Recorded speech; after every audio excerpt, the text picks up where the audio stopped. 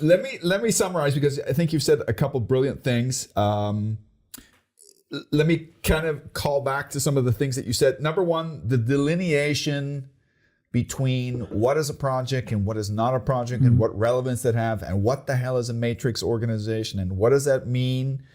And is there a value? Do we even have to consider the concept of a project? Is it a valid concept? I remember my father was an executive, and when I used to tell him about my project stuff, he was always really excited. But one day he cut me off and said, listen, time out.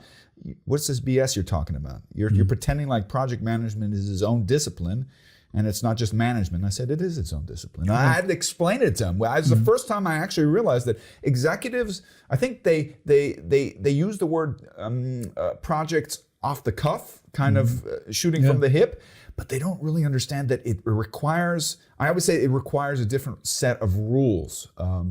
So that the delineation was one topic. Let me add here. Bateson said a difference makes a difference. George Bateson. And what that means is that if you define something a project, you need to be very careful with the terminology. So as you say, managers use the term project very inflationary. Yes. But do they know what it means? When you call something a project, you make a difference. Yeah. And the difference is that you apply professional project management. And the question is, do you want to make this difference? Or do these CEOs and COOs and so on not even want this clarification, this transparency and so on?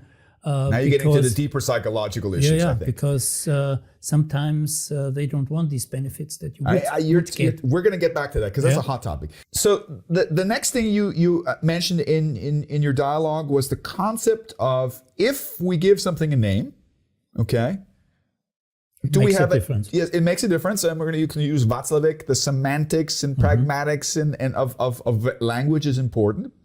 The question is, do we have a common language? When I say project and you say project, are we talking about the same thing? I think 30 years ago, there was a huge issue. Common process is one of the things you talked about. You said, hey, listen, if you're going to call something, for example, the underlying philosophy of a line organization, which most organizations in their core still are, if something's essential, if there's a process that's essential to the organization, you give it a name, and you give it a department, and you give it a budget, and you give it resources. For example, accounting.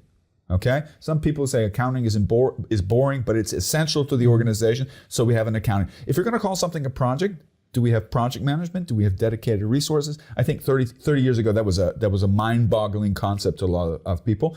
And I think 30 years ago, we kind of fought for the concept of understanding that modern organizations from a yesteryear perspective would have to look more at what this hybrid version of a matrix organization, that you can have a strong line organization that has certain rules, but for your dynamic initiatives, you can use projects.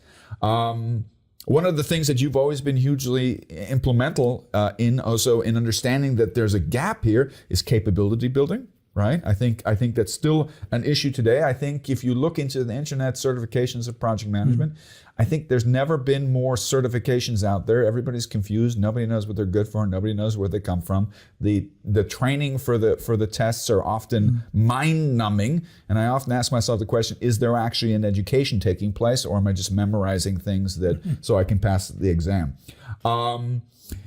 You didn't mention the word, but I would love to entertain it maybe a little bit later on.